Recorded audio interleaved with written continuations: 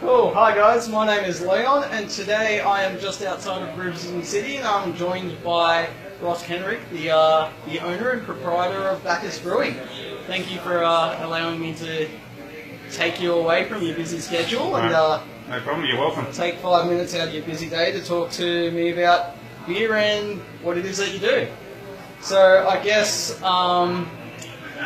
you're pretty well known in the craft beer community. You've got a pretty steady following. I think you're also the only Australian brewer to win multiple GABS People's Choice Awards. Yes, we've won it twice and been runner-up once. There you go. So which beers was that again? Just to recap. We were runner-up with Sex Grubs and Rocky Road, our Rocky Road Stout. And we won it the first time with our white chocolate and raspberry pilsner. And the final win was with our peanut brittle Gosa. That's right, I think that was 2016, 2017? 2016. 2016, yeah, that's right. Last time we entered, and we won Melbourne, New South Wales and New Zealand. Yeah, very cool. I guess, yeah, right. I guess you're also well known for having the ability to crank out multiple labels and multiple different types of beer in one calendar year. I guess on an average calendar year, how many different beers would you package and release? We average about 170 brand new beers a year. Yeah, wow. So we're currently well over 1,000 beers. And we just repeat the more popular ones more often. Do you have a favourite? No, as I say, they're all like my children, and they all have their moments. Yeah, right. But we generally bring out 6 to 9 beers into bottles every week. Yep. Some of those are repeated from past classics and generally interspersed with some new ones. Very cool. Yeah, there you go. I know War and Peat is that a yearly release? No, that was our one-off batch. Which unfortunately we over-carbonated the first bottle of it, and so we pulled it off from supply, but we will be re-releasing it very shortly.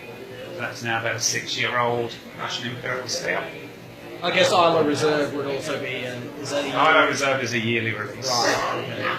But War and Peat was one-off with fresh optimal barrels that we sourced from Scotland. So, excellent. Almost impossible to get now, so would only be repeated if we managed to get hold of more fresh optimal barrels. I think I'm fortunate enough to have a bottle in my cellar. I'm sure there are plenty of other viewers out there who are also fortunate enough to have one. I guess talking about barrels, you've got a little, we can see just behind us here, there's a few different ales and ferments you've got going on in barrels. Can you tell us a little bit more about that? Yeah, so we've had a very active barrel fermenting program. I think we're probably the first people in Queensland to do barrel beers. Right, okay. So it's been a long, ongoing thing. We have a Brumalia Festival on the shortest weekend of the year, so 23rd, 24th of June this year. Yep. And that's when we tend to release most of our dark barrel-aged beers. So we've got 7 brand new bourbon barrel-aged Imperial beers being released on that day. I'm sure there's plenty. You just saw my son going through bottles a minute ago. Yes. He's busy bottling them all at the moment for release in 2 weeks' time.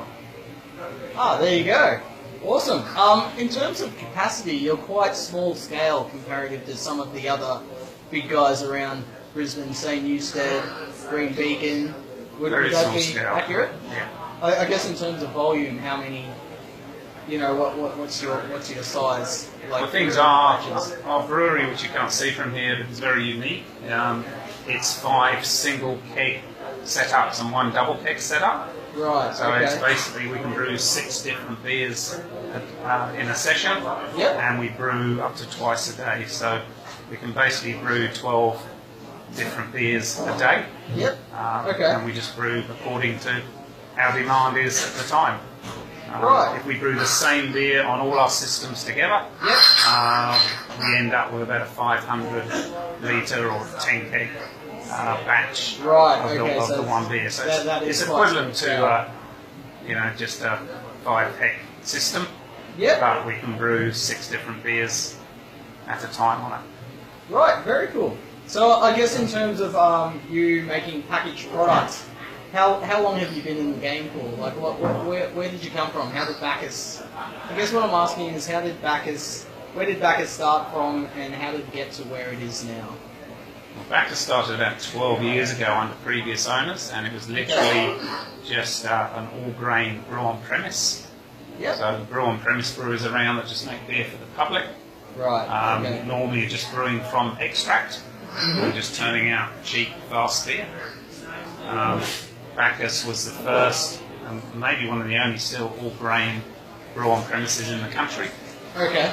And that's what it was designed to do. So it was really being wasted in the early days. It was still sort of making 4X clones, doing it from grain rather than syrup.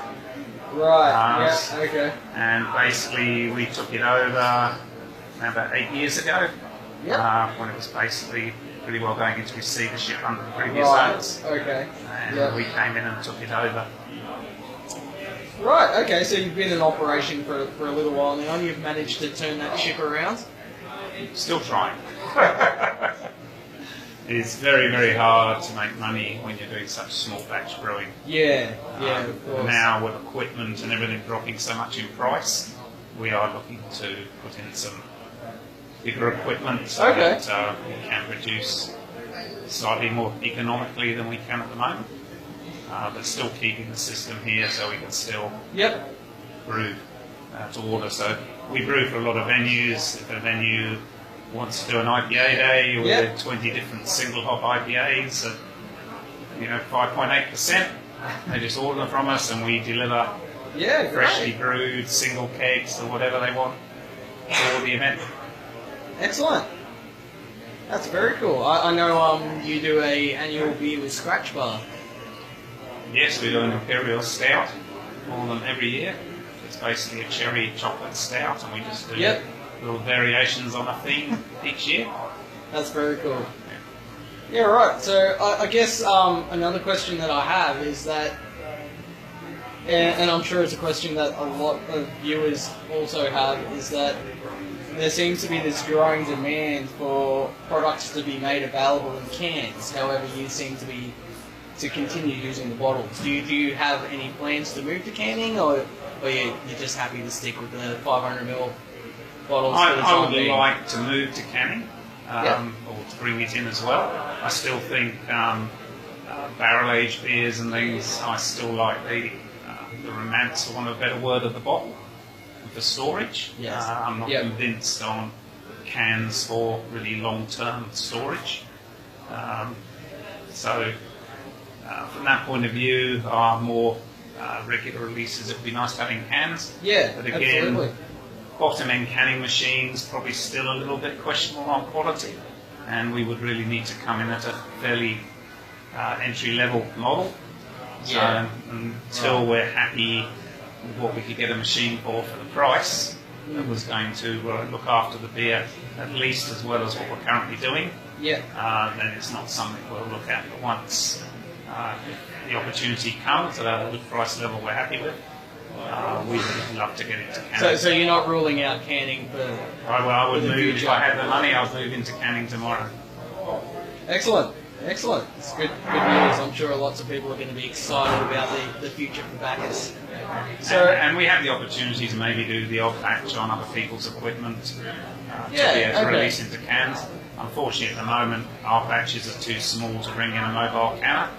So unless we've got our own system, it's impossible for us to bring out a canned product at this time. I guess especially at an affordable price for consumers as well. Yeah.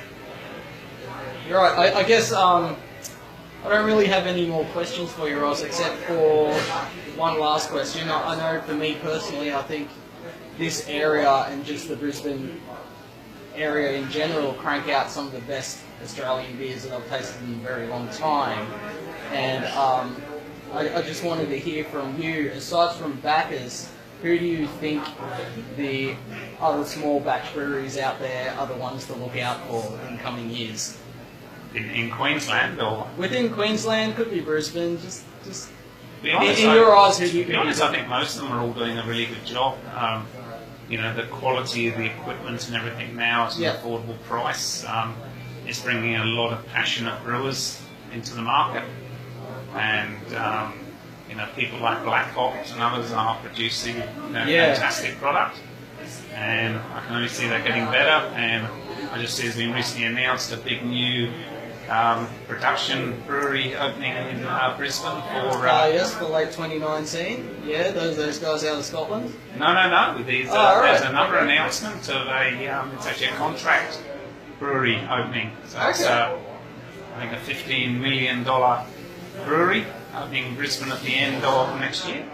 Right. With just basically contract brewing for smaller gypsy brewers and breweries that need extra capacity. So it definitely sounds like an exciting time for Queensland, for craft beer. Definitely, I feel like the market's definitely grown.